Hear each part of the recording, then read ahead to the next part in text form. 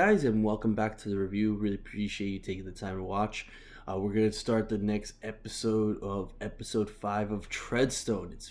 We're here, and I'm excited to talk about it today. So before I continue going forward, just want to make sure that you guys know we're gonna be talking about some information about the episode. So if you don't want to be spoiled, come back after you finish watching it and we could just talk about a little bit more about it. So anyways, Treadstone episode 5.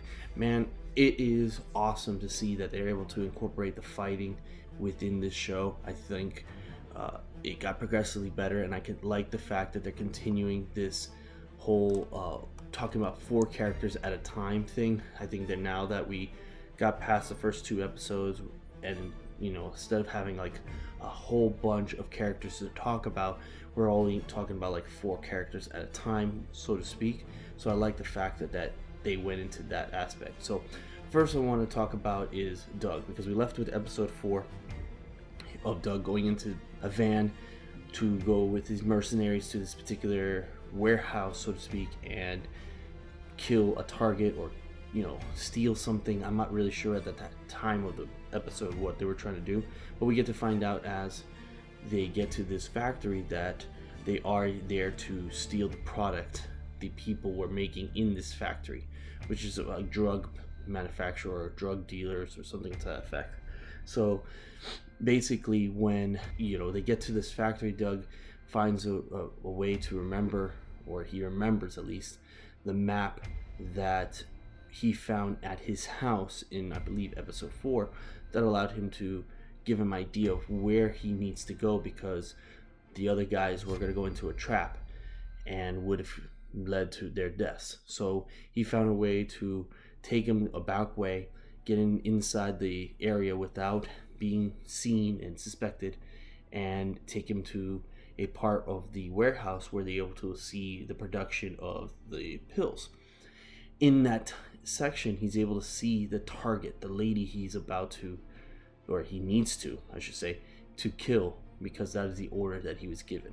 So he basically, instead of working with the mercenaries, he decides to take it upon himself to do it alone. So he basically goes on the side and creates a distraction by throwing something and shooting in the air, and all hell breaks loose in that area where the mercenaries are shooting the guards, and he's just walking by anything that walks towards him or shoots towards him. He's killing and basically just walking really fast.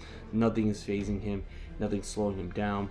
He's on it's like a straight line from A to B, and the target is in his sights, so nothing could stop him. As he starts walking by all these dead targets, he chose to corridor a little hallway, and he's just about to kill target when he gets into a run-in of his friend from the oil rig in Alaska, and he basically goes to his friend and tells him to get the hell out of here, that he was never seen, and almost seemed like the way he talked to him is not like you talk to a friend.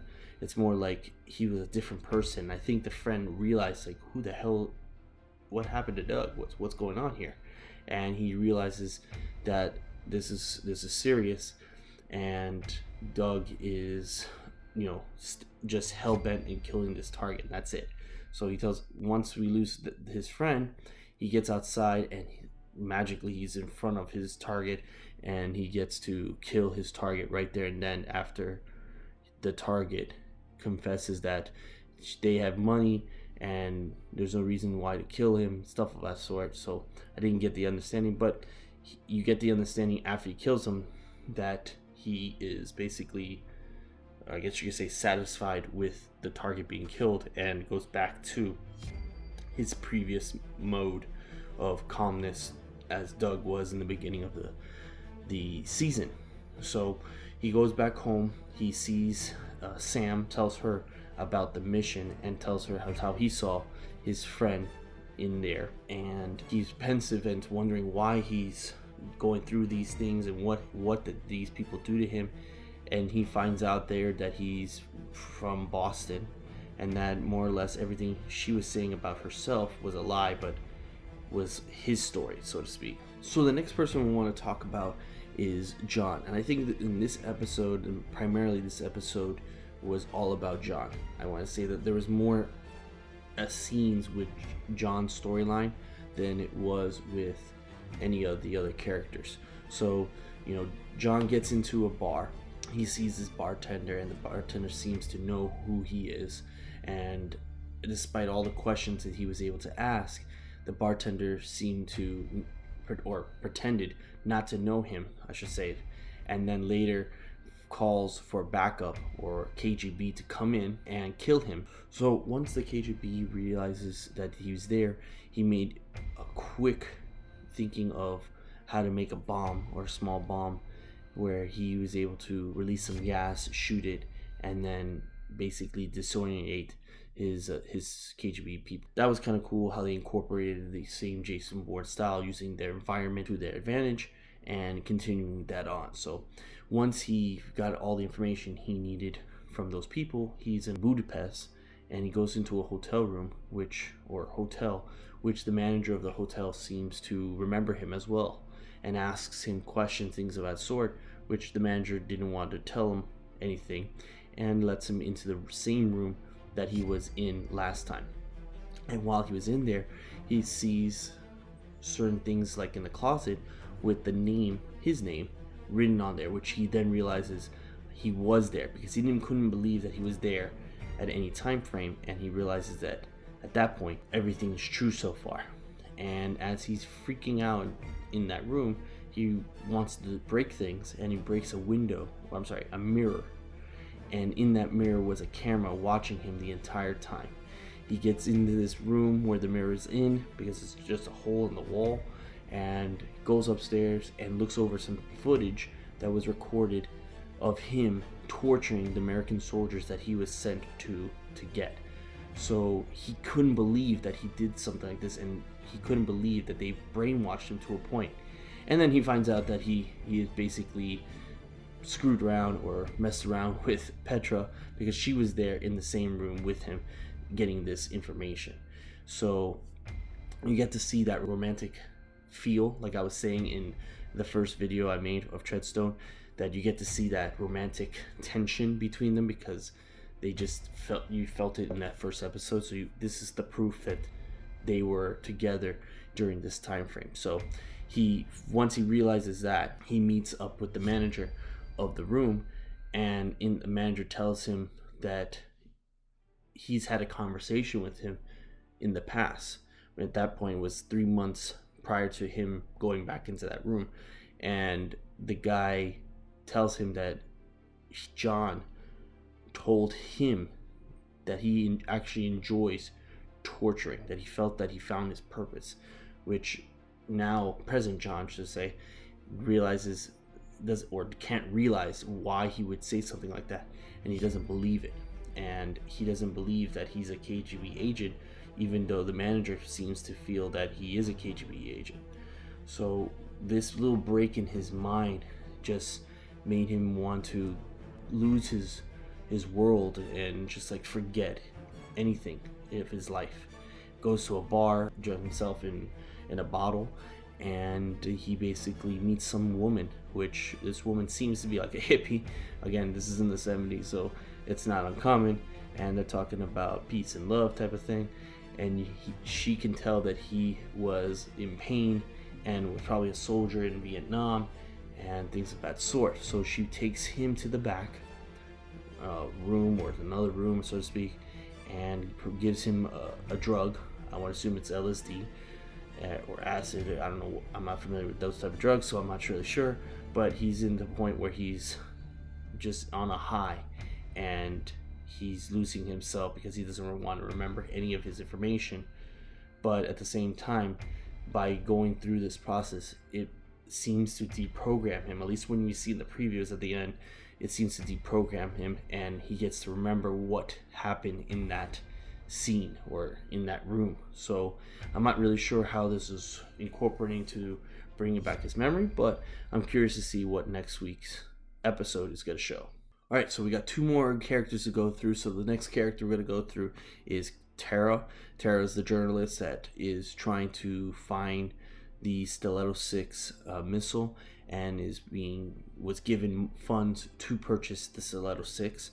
She goes to Ghana and finds an old friend that her old friends, who basically tells her that her boyfriend or ex-boyfriend or fling is in prison in the same country, and she wants to see if she can get to see him and ask him a few questions.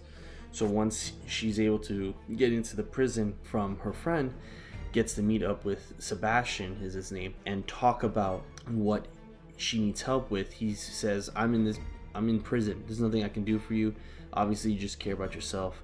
And he walks away, which Tara couldn't accept because she needs his help, because she knows that he is in there for organizing arms deals and needs that connection to get her into the place for the auction of the Stiletto 6.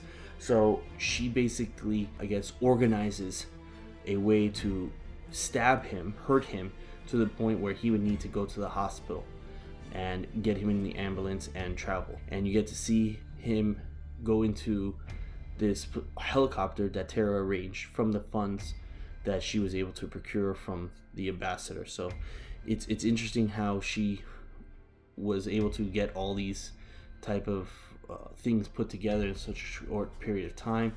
I'm not sure if I really like that aspect, because of the fact that she's a news journalist and she magically gets all these things available to her so quickly. She doesn't have that establishedness, especially that she's been out of the game for such a long time. I really didn't like that part, but that's that's story business, I guess you say, or TV shows for you. So all right, we're talking about our last character of the episode, and again, this is our Korean assassin, and I apologize for not pronouncing your name. I don't want to butcher it, so I apologize for not using your name or your character's name because of that. So she is going to a boat to go into China, which we meet this gentleman in episode 4 that is supposed to be, I guess, her guide to get to that next location. As she gets to this boat, she finds out that it's a one-way ticket. She's wondering how she's gonna get back and what's going on, but she can't find out that information because the people she's interacting with never tell her anything, because she doesn't know what it is. So she gets to the boat. She's hiding in the back of the boat, and soon a Korean soldier comes out of nowhere, tells the gentleman or the guide to get out of the boat and show his papers and things of that sort, and finds afterwards her in the back of the boat. And before she can do anything, the guy's trying to disarm the soldier, which then the soldier shoots the guide. She fights back, kills the soldier, gets into this boat, and goes away, and realizing that she left from the fight a little toy from her son. So that you get to see that emotional connection, you get to feel the entire scene and the scenes that follow, that she's thinking about her son, how she's gonna get back to her son, how she can help her son in the coming days. So she's constantly thinking about that. So once she finally gets across the river and gets into China, she goes up a hill, and lo and behold, there is a man in a truck waiting for her, yelling at her, saying that she's late and things of that sort, and gets her into the truck. And the guy takes her to another location that is on her journey. And in this journey, she finds out there's other people hiding away, going into China, or going into a city in China. And she sees families, like children, men, things of that sort. And they're telling her that to sneak in is the hard part, and that surviving this whole travel is going to be the hardest thing they can do. Once the guy drops her off in this remote area, in this mountain, she climbs up the hill, and we get to see the Hindu lady who received her orders back in China really early on, before the Korean assassin was able to get into China in the first place. And she gets to get a bag from this bus station, and basically gives her a bunch of ammunition, weapons, stuff like that. But in this bag also showed the target, her next target, the next Hindu's target, which was our Korean assassin. So the Korean assassin doesn't know what's happening, only that in this card was the face that our Hindu assassin is going to be killing next. Once they get to this hill, you see the two clash it out in a way. And before the fighting starts, she asks for information or a package which the Korean assassin had. And once she hands it over and the Hindu assassin opens the envelope, she sees the Stiletto 6 blueprints is in this package. So the Korean assassin is saying, this is my husband's information, and when she was trying to get it, they start fighting. And the fighting scene was ridiculous. I love the fact that they were doing several types of styles. They were doing, martial arts, but also close quarter, kind of like submission moves and things of that sort. So I really like the fact that they were incorporating that type of style. Once they got on their feet, gun was pulled out. They struggle with this gun, and you find at the end of the scene that our Korean assassin finally gets shot in the gut. And you're wondering, at least for me, I was wondering, what does this mean for this character? I thought this character was gonna last a lot longer. I was in awe, like, no way, this can't happen, because I like this character. I love the fact that has an emotional connection, and at first I thought that's crazy that they spent all this time with backstory, but then kill her off. I was surprised on that aspect, but when I realized that, I was like, no, they're not killing her off. They're going to keep her along. And then in the trailers for the next week's episode, for episode 6, you get to see that. So I was a little bit at ease at that point. In the next episode's trailer, we get to see that she survives this ordeal, and the Colonel gives her another test to prove herself, or another way to fulfill something, or to do something. I don't know what it is, but we'll find out in episode 6 coming out Tuesday. So I'm really excited for the next episode. I hope it's going to be explaining a little bit more about our Korean assassin. We talk about a little bit more information. I know we have the Matt character, the CIA agent, working with the cicada that got awoken, and that's going to be causing a lot of controversy. So I think episode 6 is going to be a little bit more action-packed in the sense, and also storyline and things of that sort. So I'm really excited to see that type of style. We may just have only maybe 3 characters that they're going to be talking about, with Doug maybe, and also with Matt, and then we have our Korean assassin. So we may have just only 3 people to talk about next week. Thanks very much for watching. I really appreciate you liking and subscribing to my channel. Please continue to do so. Please share this if you feel other people would like it. If you want to continue to support me on these things so I can make more of this, I'd love your help, and I would need your help to do that. But hit that like and subscribe button, follow me on Twitter, and I get to see you guys soon. Have a wonderful day. Bye.